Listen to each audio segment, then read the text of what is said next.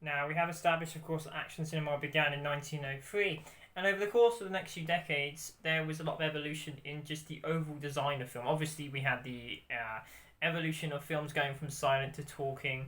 We had the development of feature films, which would then obviously acquire the length of over an hour, whereas before it would only be short films. And of course, we had acting being severely transformed with the evolution of sound, where theatre actors came in, and obviously with the invention of the talking, with the talkie cinema, things became incredibly important. And it was in the 1960s on both sides of the world where action really stepped up again. So in the 60s, you had incredible pieces of Western cinema where you had the spaghetti westerns, you had the last few films that used kind of like traditional Western styles of America, and you also had martial arts cinema over in the East.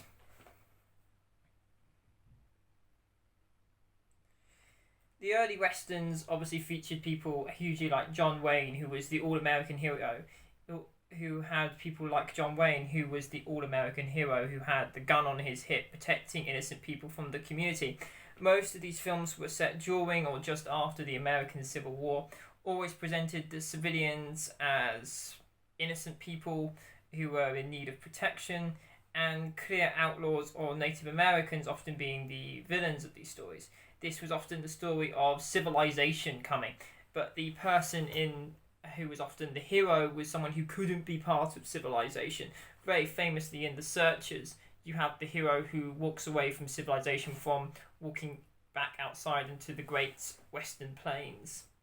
And this is a really important element of action cinema, where you get the hero that doesn't know any other life. He is incapable of having a normal life, and this is a reoccurring motif even now. You get these heroes who all they're good for is the fight. All they're good for is protecting people, but never being able to have a family of their own. This is a constantly reoccurring motif, and is something that has stayed prevalent for decades and decades, and will remain probably popular for decades more to come. In the case of traditional martial arts cinema, however, it's quite different, in fact. You have Chinese heroes who, instead of using guns, these films were often set centuries in the past. They utilised traditional Chinese swords and other weapons, and these were to protect people, often either from Mongol hordes. The Mongols obviously were a group of people who famously were led by Genghis Khan, who entered China and they ravaged people, they stole resources, they were a nomadic group, and they were often seen as barbarians. But now, with greater historical context, we can actually see that they were one of the most forward-thinking civilizations for the time. And they actually managed to take over China, but before doing that, they laid waste to a lot of it. And often came down to these kind of mythical heroes in the traditional Chinese cinema, and traditional Chinese martial arts cinema, that would use these talents, these skills to defend people. And this is often where we get the development of a period of a time in Chinese martial arts cinema called wuxia. Wuxia is a term to describe a type of martial arts cinema, and it actually comes from Chinese opera. So, and then to insert the definition of wuxia, and this is what wuxia means.